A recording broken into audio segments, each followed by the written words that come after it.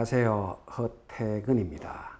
오늘이 친일 반민족 행위에 가장 으뜸이 된다고 생각하는 을사오적, 정미칠적, 경술팔적의 핵심 멤버라고 볼 수 있는 바로 18인의 강의를 두 번째 마련했습니다.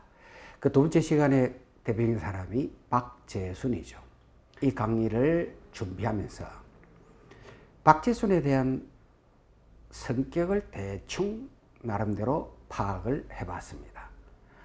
박재순은 성격적으로 보면은 대단히 대범한 스타일이기보다는 조금은 소심한 스타일의 성격의 소유자인 것 같고, 또 박재순은 매사에 적극적이기보다는 약간 소극적인 사람인 것 같고, 또 성격적으로 대단히 강인한 사람이라기보다는 조금 유순한 사람이겠구나라는 생각을 많이 해봤습니다. 왜냐고요? 그의 친일 행위에 그가 적극적으로 나서서 하지는 않고 그의 분위기에 따라서 나서는데, 또 그 분위기에서 들어서면은 거기에 중요한 역할을 맡게 되었기 때문입니다. 그래서 이 성격을 가지고 이완용은 어땠나 하고 또 비교를 해봤죠. 그런데 이완용은 박재순과는 조금 다르게 매사에 아주 적극적이고, 또 친일에 있어서도 매우 주도적이고, 또한 매우 강인한 성격을 가진 그런 사람이 아니었나라고 생각할 수 있습니다. 그래서 이완용은 자기 스스로 나중에는 이 친일 행위에서 뒤질까봐 한일 병합도 자기가 나서서 주도하는 모습들을 보였기 때문이죠. 거기에 비해서 박재순은 자기 스스로 주도해 가기보다는 어쩔 수 없다면은 해야 되지 않겠나라는 형태의 스타일이었는데, 어쨌든 박재순이나 이완용이나 우리 친일 행위를 한 18인, 왜 18인이냐? 을사오적, 경술팔적, 정미칠적에서 이완용과 박재순만 2번 포함되어 있고, 아니 이완용은 3번 포함되어 있죠. 그래서 이 두 사람을 행위를 빼버리니까 18인이 되는 거예요. 그 18인 중에서 가장 어떤가는 사람들이 바로 이완용이고, 두 번째가 박재순입니다. 그래서 박재순에 대한 강의를 지금부터 한번 알아보도록 하겠습니다. 지금 보시는 대로 친일 반민족 행위 규정은 특별법 제2조의 적용이다라고 되어 있는데, 바로 친일파의 기준에 대한 법령입니다. 지난 시간에도 이야기했습니다만은, 우리 이 법령은 해방이 된 지 약 60여 년 만에 법이 만들어졌죠. 2009년도에 이게 만들어졌고 약 5년여간에 만에 발표를 했는데, 그 명단에 올라가 있는 사람이 1,005명입니다. 그리고 사설 연구기관이기는 합니다만은 민족문제연구소에서는 이보다 훨씬 많은 4,667명이 발표가 됐죠. 두 분 다 여기에는 상위에 랭크되어 있는, 다시 말해 5손가락 안에 드는 친일 행위자로 꼽혀집니다. 자, 여기에 발표되어 있는 이 명단에 오른 사람들은 학자들과 그리고 여기에 연관되어 있는 이 제야사학자들, 많은 분들이 조사하고 고정학적 자료를 바탕으로 만들어진 명단입니다.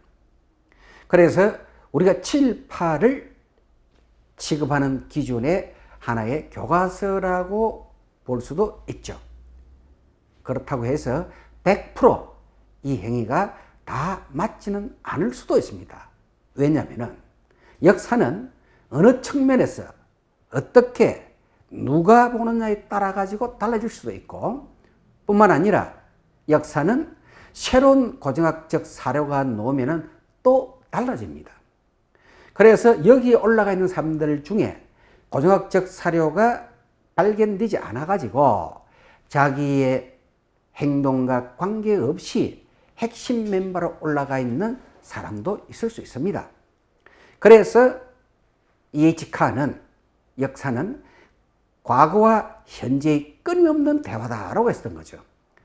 그래서 이렇게 봤을 때 우리가 여기 올라있는 사람도 이 중에는 억울한 경우도 간혹 있을 수도 있다는 점을 먼저 이야기를 드립니다. 자, 그러면은 우리가 박재순이라는 사람은 어떤 사람이냐?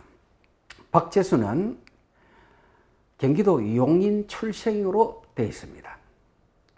그가 23살 때에 과거에 합격을 해서 그가 거의 관직에서는 대부분 외교 분야에 종사를 했던 거죠. 그럼 왜 이 양반이 이렇게 외교 분야에 많은 역할을 했을까? 그는 출발할 때부터 그의 아버지와 동문수학을 했던 김윤식이죠. 운양 김윤식 선생. 이 운양 김윤식 선생과 박재순의 아버지와 유신안이라는 당대에 걸출한 학자 밑에서 동문수학을 했습니다. 그러다 보니까 그 아버지의 영향으로 그리고 그 유신안 밑에서 박재순도 또 들어가서 공부를 한 거죠. 그러니까 유신안 밑에 운양 김윤식 선생과 박재순과 박재순의 아버지가 다 제자라는 거죠. 이런 인연으로 통해 가지고 운양 김윤식 선생이 주로 청나라의 외교 분야에 많이 관여를 했죠. 그러니까 그쪽으로 이끌어줬던 것 같아요. 그래서 그는 첫 발령부터 외교 쪽에 관여를 했고 그의 대표적인 역할로서는 1889년에 청나라와 한청 통상조약을 맺었습니다. 이때도 이 박재순이 역할을 했죠. 이어서 1901년에 한비, 그러니까 필리핀과 통상조약을 맺는데 역시 박재순이 역할을 했죠. 또 그 다음에 1902년에 한백, 그러니까 벨기에입니다. 한백 통상조약도 역시 박재순의 역할입니다. 그럼 이렇게 박재순이 외교 역할을 하다 보니까 그가 을사늑약을 체결할 당시, 그러니까 을사조약이라고도 합니다. 왜냐하면은 저는 계속 을사늑약이라는 표현을 쓰고 있습니다만은 현재 우리는 을사조약과 을사늑약을 같이 함께 쓸 수 있도록 허용하고 있습니다. 국사편찬위원회에서.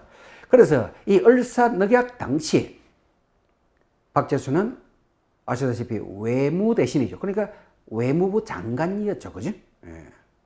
이런 박재순이 외무 대신이 되기 직전 우리는 한반도는 러시아와 일본이 반도의 지배권을 놓고 치열한 대립을 했죠.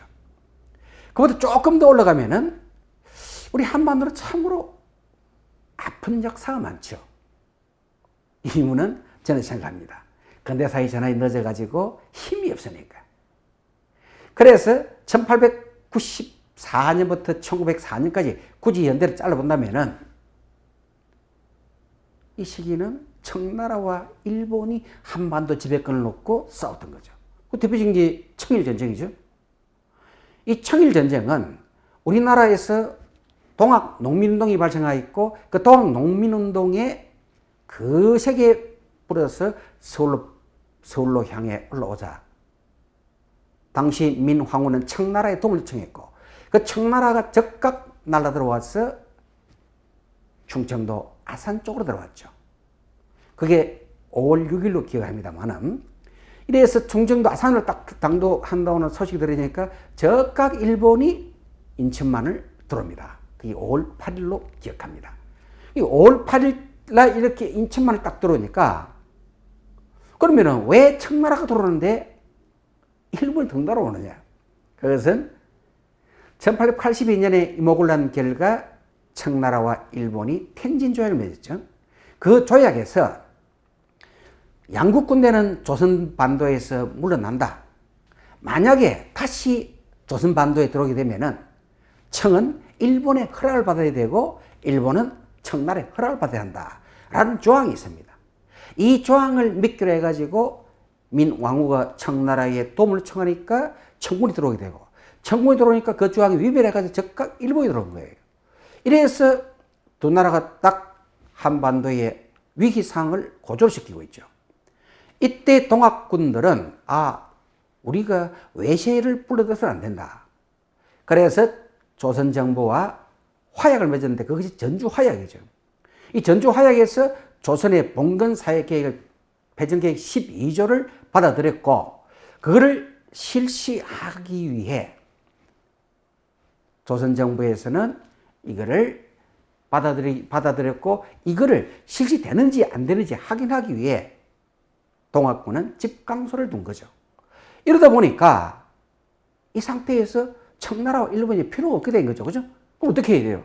당연히 돌아가야 되는데 돌아가지 않고 일본이 즉각 6월에 경복궁을 침략을 합니다.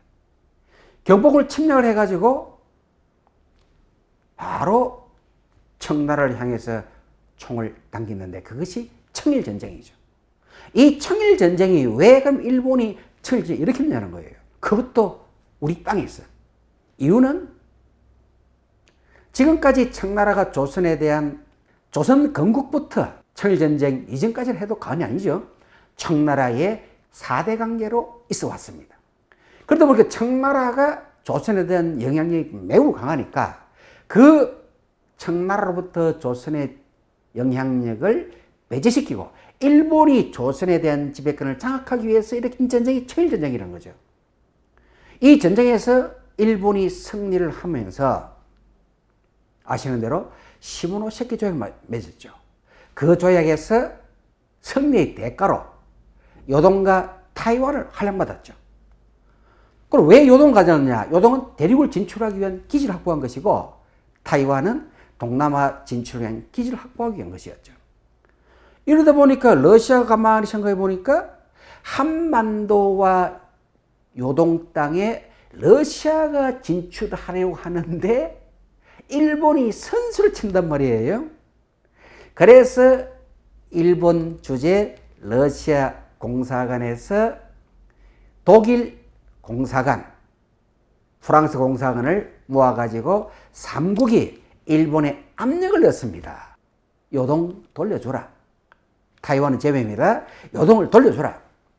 그래서 일본이 가만히 생각해 보니까 국제사회에서 자기를 도울 나라가 없어요. 그래서 힘이 약한 것을 인식하고 하는 수 없이 요동을 돌려준 거죠. 요동을 딱 돌려주니까 러시아는 청으로부터 그 대가로 여순과 대련, 그러니까 지금 여기죠. 이 여순과 이쪽에 대련을 조차를 받아간 거죠. 그리고 이 동청철도 부설권입니다. 이 동청철도 부설권 이쪽이죠. 동청철도 부설권을 획득합니다. 자, 러시아의 힘이 강해지니까 당연히 한반도에서도 러시아가 주도권을 장악하죠. 이 삼국 간섭 이후에 이제 러시아가 한반도에서 주도권을 장악하니까 일본이 표현이 합니다만은 뻘쭘하게 밀립니다. 그래서 명성황후에게 다가가 일본과 친하기를 대시를 했달까요? 했으나 명성황후가 냉정하게 잘랐죠.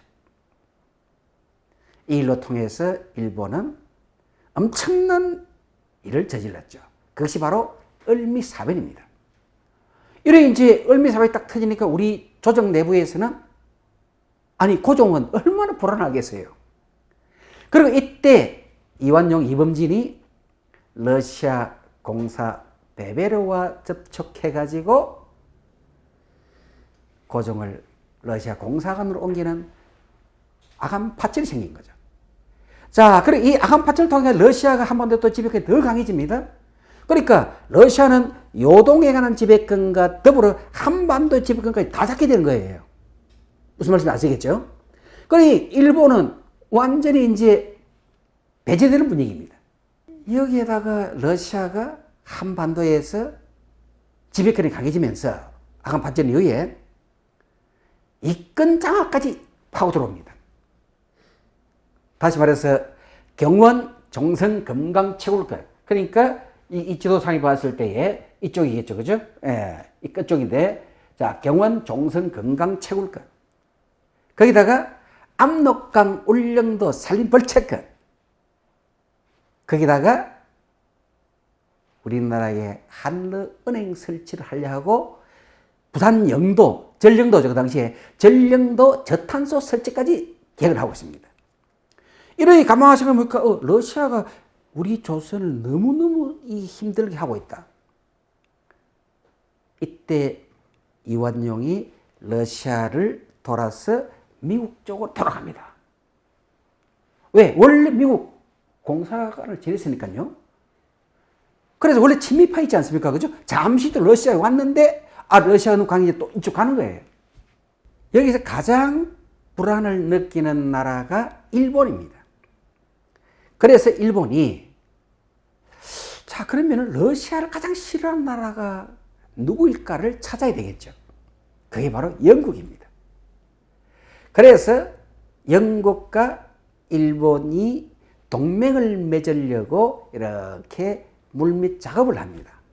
그러는 중에 러시아는 한반도의 지배권을 더욱더 장악을 강화하기 위해서, 자, 여기 보실까요? 여기에서, 자, 러시아, 이쪽이 연해주죠. 그죠? 여기서 바로 경남 마산 쪽을 내립니다. 마산에다가 30년간 군사 기지로 쓸 수 있는 지역 땅을 조차를 합니다. 자, 그것도 모자라 돌아서 목포 쪽으로 옵니다. 목포에도 역시 30년간 조차하는 군사 기지를 둡니다. 그러니 일본이 더 자극을 받겠죠. 또 러시아 역시 일본을 의식해서 한 거예요. 왜? 일본이 한반도 진출하지 못하도록 딱 군사 기지를 두는 거예요. 러시아 군대가 당시만 하더라도 최강이었거든요. 해군이. 그래서 여기다가 딱 두니까 일본이 국제사회 영국에 보이지 않는 도움을 받아서 캔슬시켰습니다.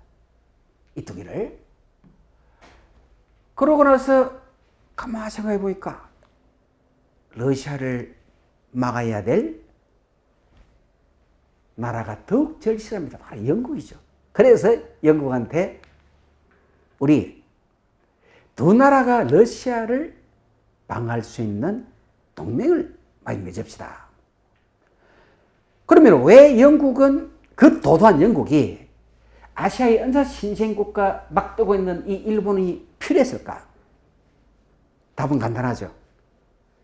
당시 영국은 청나라의 아편 전쟁 이후에 난징 조약을 통해서 지배권을 갖고 있고 통상에 많은 이권을 장악하고 있습니다.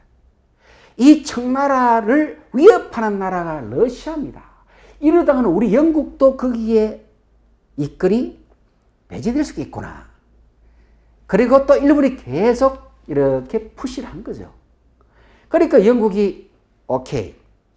그래서 1902년 여기 보시는 대로 영국과 일본이 1월 30일 날 제1차 영일 동맹을 체결한 거예요. 이 제1차 영일 동맹에서 내용이 뭔가? 양국은 한국의 독립을 상호 인정하고 영국은 청나라에서 일정한 지배권을 갖고 있고 일본은 한국에서 일정한 지배권을 가지고 있으므로 그걸 서로 인정한다. 만약에 여기에 누군가가 침해를 가한다면은 서로 협조한다. 이렇게 되어 있습니다. 그게 제1조예요. 그러니까 어마어마한 대우를 얻은 거죠. 요즘 같으면 완전히 이게 해외 토픽감이죠. 해외 유서 탑이죠. 왜? 신생 일본이 당시 세계의 질서를 재편하는 가장 힘 있는 영국과 동맹을 맺었다는 사실입니다. 자, 여기에 러시아가 이것들 봐라.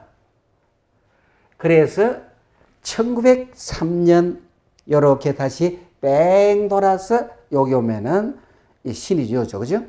이거 용안포입니다. 이 자리를 또 조차를 합니다. 원래 그러면 러시아 희망은 뭐냐? 자, 이거 연해주죠? 연해주에서 경남 마산과 목포와 용안포에, 용안포가 지금 여기네요. 용안포 여기다가 군 기지를 두고 일본을 방어하고 이 여순과 그리고 대련 여기에 자기 조차지 있지 않습니까? 그리고 여기에 뭐 또 동청철도 부서로 또 연결되어 있죠. 그러면 참여해 보세요. 한반도가 바로 연해주를 통해 가지고 마산, 목포, 그리고 용안포, 그 다음에 여순, 대련 쫙 연결해서 방막이 되죠. 거기서 이렇게 동청철도 부서로 또 되어 있죠. 바로 러시아를. 그러면 한반도를 딱 안을 수 있는 거예요. 러시아를 완전 배제시킬 수 있습니다. 이런 계획을 가지고 시행했는데 갑자기 일본이 영국을 끌어들이는데 성공을 했습니다. 그러니 이때의 고종이 가만히 생각해 보니까 불안합니다. 자, 우리는 중립국이다. 참, 이 어떻게 해석해야 될지. 우리 한반도에 지배권을 놓고 두 나라가 지금 이러고 있는데 좀 그렇다, 그죠? 예. 자, 그러고 나서 이제 러시아가 계속해서 한반도와 요동의 지배권을 포기하지 않고 있으니까 일본이 러시아를 향해서 선제 공격을 딱 때립니다. 그것이 바로 2월 8일 여순을 일본이 때린 거죠. 그게 러일 전쟁의 시작입니다. 그리고 이 러일 전쟁이 왜 터졌느냐? 앞에서 이야기했잖아요. 1894년부터 1904년까지는 청나라와 일본이 한반도의 지배권을 놓고 싸운 청일전쟁이라면은 이제 청나라는 완전히 이제 힘이 없으니까 나가버렸죠. 밀리 나가버렸죠. 러시아와 일본이 한반도 지배권을 놓고 붙은 전쟁이 러일전쟁입니다. 이 전쟁에 이 말이 지금 맞지 않죠. 그래서 고종이라는 분은 우리가 여러 가지를 생각해야 될 부분이 있지 않나라고 생각. 다음번에 한번 고종에 대한 강의로도 할 겁니다. 자, 그때 이야기하더라고. 그리고 이제 2월 8일 전쟁이 딱 터지고 이제 2월 10일 날 공식 선포를 합니다. 이 러일 전쟁이 당시 전 세계는 일본이 이길 거라고 상상도 안 했습니다. 말이 안 된다는 이야기죠. 그런데 어떻게 일본이 이겼느냐? 자, 지금 여기 지도를 한번 보십시오. 여기 보시면 지금 흑해연안입니다.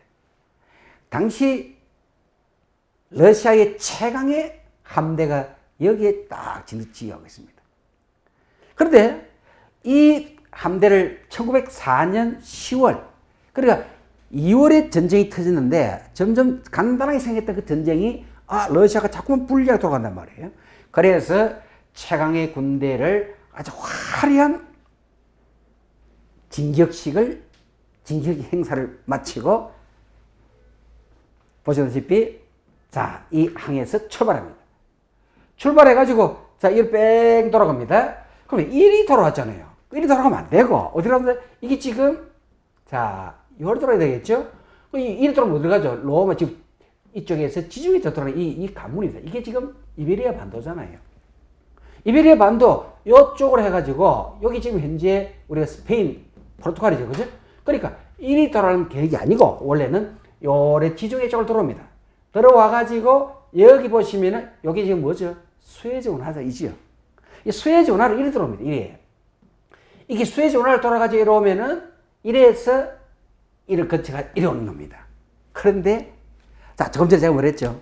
영국과 일본이 뭘 맺었다? 동맹을 맺었습니다.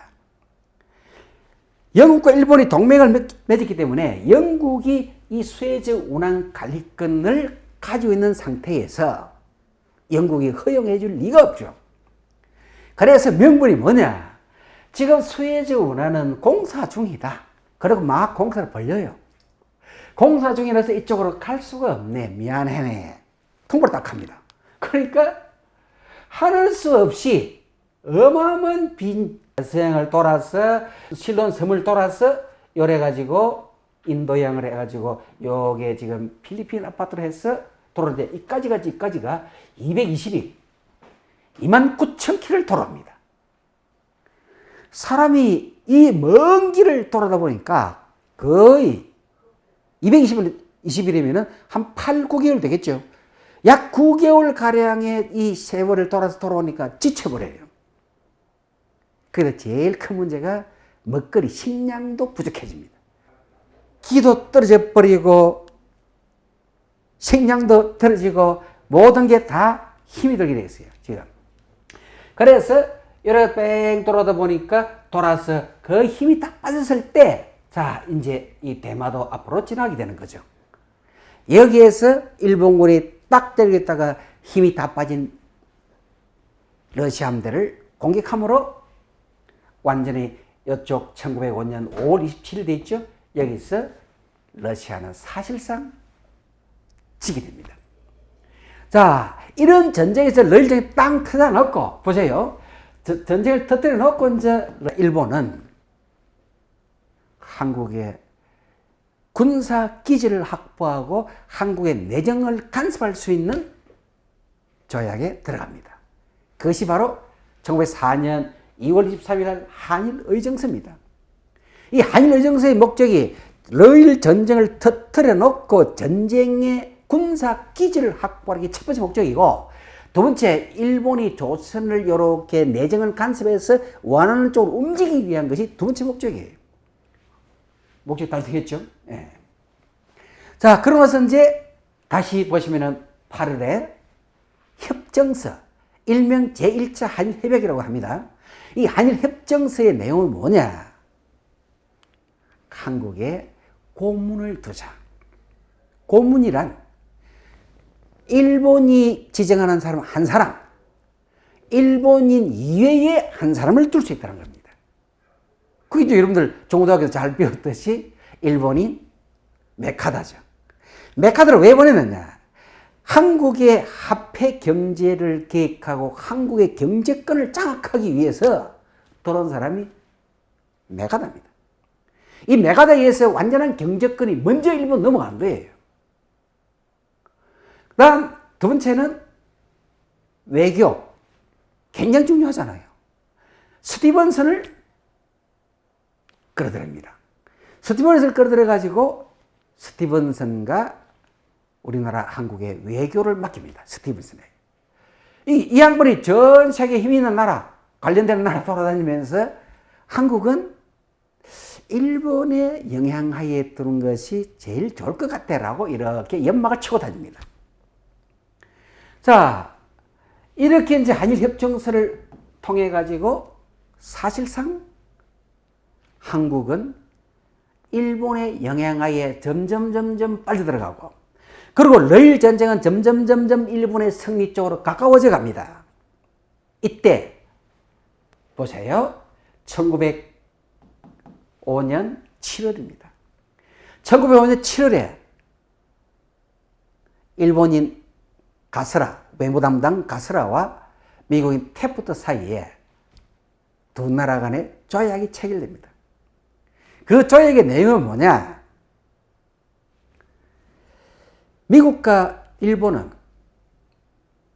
양국이 서로 존중하고 서로 인정한다는 겁니다. 이게 무슨 말이냐? 미국이 필리핀에서 식민지를 하고 있는데 그 필리핀 식민지에 대해서 누군가가 침해를 하면은 일본이 거기에 보호막이 돼주고, 일본이 조선을 식민지 하려고 하는데 그 식민지를 하려고 하는 한국에 대해서 장애가 되거나 침해를 하면은 미국이 보호막이 돼준다는 겁니다. 그러니까 쉽게 말하면은 두 나라는 양국 미국이 필리핀을 식민지 하는 데에 일본이 도움을 주고, 일본이 한국을 식민지 하려고 하는 데에 미국이 도움을 준다라고 된 거예요. 중요한 사실은 미략이죠. 우리는 모르고 있습니다. 그럼 왜 미국은 이걸 우리 몰래 이렇게 해야 되느냐? 연어는 이렇습니다. 우리가 유럽은 아닙니다만은 이 구미 제국이랄까요? 구미 제국 중에서 가장 먼저 수교를 맺은 나라가 미국입니다. 조선 책략에 의해서 제일 괜찮은 나라가 미국이라 했거든요. 그래서 구미 제국 중에 우리나라가 수기를 제일 먼저 한 나라가 미국인데 그 조약하는 내용이 뭐라고 되어 있느냐. 우리 조선이 어려우면은 미국이 와서 도와주고 미국이 어려우면은 우리가 가서 도와준다. 이래 있는 거야. 쉽게 말하면은. 그 조약을 맺어 놓은 상태에서 우리나라를 일본에게 식민지로 사실상 만드는 데에 협조한다. 이게 안 되잖아요. 그래서 둘이서 밀약을 맺은 겁니다. 우리는 이걸 모르고 있습니다. 자, 이래 놓고 다시 1905년 보신 대로 8월입니다. 이 8월에 제2차 역일동맹이 체결됩니다. 제2차 역일동맹에서 일본을 다시 옹호하고 일본은 영국에 재차 옹호해주는 각인이 된 거예요. 그러니 우리는 열강들이 지금 일본에게 식민지로 묵인해주고 있습니다. 자, 정말 와케나이 겁니다. 거기에다가 러일족이 사실상은 이제 종말을 짓는 조약이 9월 포츠머스 조약입니다. 이 포츠머스 조약은 미국 뉴햄프셔주의 군사도시 포츠머스라는 곳이 있어요. 그곳에서 러시아와 일본을 불러가지고 두 나라 간의 조약을 주선해 준 나라가 미국입니다. 참 우애가 돈독하다, 그죠? 예. 그래서 이 자리에서 러시아는 조선의 지배권을 사실상 일본에게 넘긴다라고 된 거예요. 그러니 우리 한반도, 즉 대한제국은 열강들이 일본에게 식민지로 사실상 묵인해 준 조약을 이렇게 맺었던 거예요. 그러니까 딱 하나 남았죠. 마지막 하나. 한국과 바로 조약을 맺어서 한국의 지배권을 가져가는 단계가 남은 거예요. 그래서 만들어진 것이 을사늑약 그리고 을사조약이라고 합니다. 이것이 만들어진 거예요. 자, 보실래요?